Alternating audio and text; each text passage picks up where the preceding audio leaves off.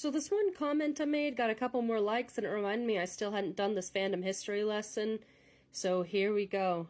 Oh my god, the other thing spins too! Anyway, me and my bestie have been working on digging up creation dates and stuff for all the AUs that there was any chance could be referenced in our project.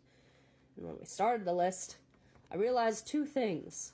One, the old AU guide blog had vanished. Just gone.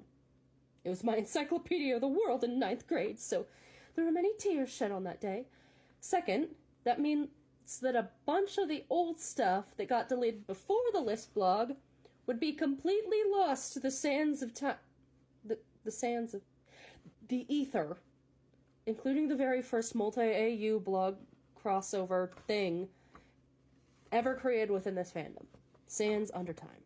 So I wasn't here for the very first wave of Undertale fans, but I did come in at the right time for things like hand plates and Reaper Tale to be first posted. So like, first and a half wave, I guess. My favorite AU characters were like After Frisk, and then Flowey Pot, and then that one post-pacifist Sans who joined a PTA. Oh, and Group Tale was my jam, although my favorite version is gone now too for the most part. And I was there when sans-undertime came on the scene. Now, I tried to find it a couple times before this, but I gave up pretty quickly because I thought if I couldn't find it 6 years ago, I definitely wouldn't be able to now. I tried a bunch of archival options, but nope, the original blog really has been erased. Which means I need to be looking for reblogs. So a couple nights ago, I finally sat down to do some proper archaeology and spitting whatever this is, and found all of these tabs. Starting with the very first post ever made on the blog, explaining what it was and how people could use it. I'm gonna slowly scroll up and down so you can read it if you want. Man, this is archaic. I feel like I can see the tree rings, and yeah, you can absolutely tell how old it is based on, like, how simple it was, how not a single part of it took itself too seriously. And, like, I'm one dramatic bitch. I love me some angst and some complex characters and ships to the tune of No Children. But, you know, back in the day, it really was a lot lighter. These weren't character studies or OCs so much as they were just sands in a funhouse mirror. And everybody knew that. At this point, most of the heavy, thought-provoking stuff was still squarely in the realm of what we would consider Undertale Prime. And you can really tell, again, based on how all these characters are treated. As you can see, it's very silly, I guess. It's all about, like, making fun of Fell's tough guy attitude, arguments over the car radio, everybody playing a different brass instrument. And yes, I know saxophones are technically a woodwind, but I do not care because I thought, as a child, it was really funny if every single time G walked into a room, Fell played the Rouge the Bat jazz sting from Sonic X. And the most common thing for people to draw from this, was all of them sleeping in a bone pile, either on the couch or in places they really should not be in, like cupboards and stuff. It was goofy, and that was that. Very much has the energy of, like, being a kid and finding ways to entertain yourself with office tools while your parents are busy, you know? And I'm also going to talk about the obvious shipping, but in a later post, because this is already going to be really long. There will be a part 2. It's important to note, as well, that they didn't have names back then, not properly. In the beginning, there was no Red or Edge, although here they were. Later on, they were interchangeable for a while. No Blueberry, this is where people started calling Psy just Psy. And people couldn't decide whether or not Gaster Sans should be called G or something goofy, like Blaster. I was in the second camp, I loved it. None of the names people came up with for Outer Tail were very good, although personally I like either Mercury or Cosmic, because I'm cheesy like that. And Sans was Sans. The Prime representative got to keep his name. Look, there's this one little edit that made it onto Comyet's blog that uses a couple nicknames, like Screwball for Psy and Grumps for Fell. I mean, at least it's better than driving the edgy My Chemical Romance joke even further into the ground. Not to be a Sonic nerd again, but, like, that's some boldly McNose hair shit. It's not funny, it's just kinda there.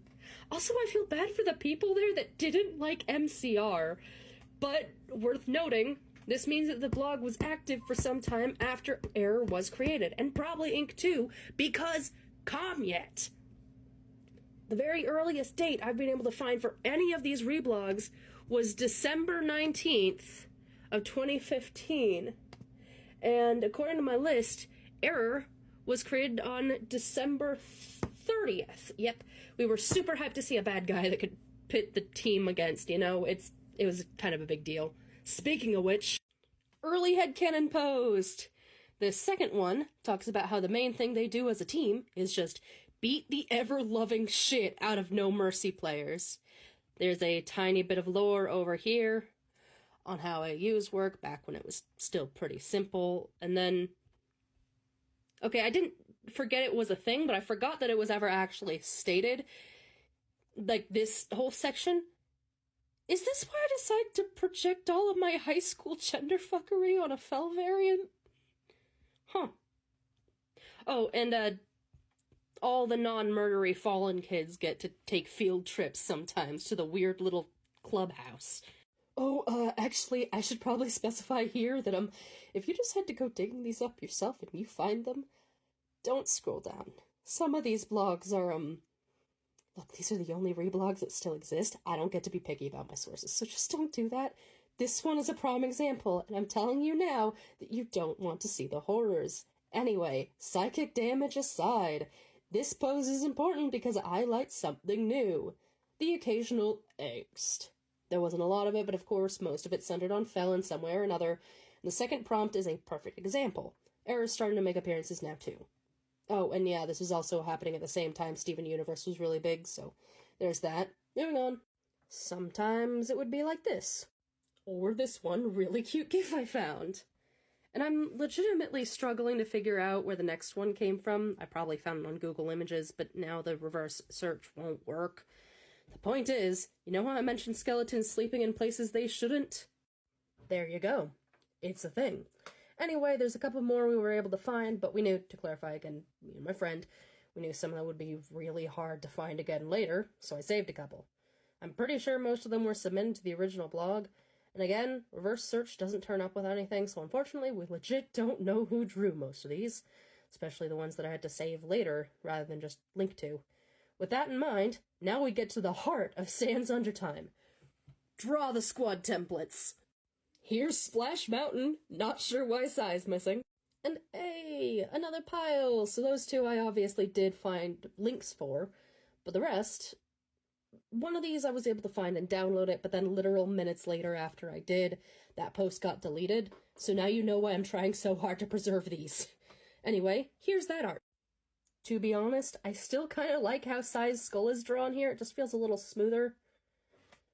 And here, you can really taste the 2015 of it. Beautiful, isn't it? Alright, with all that taken care of, we can finally get to the one surviving example of... Wait, shit. I'm running out of time. Fucking meet me in part 2.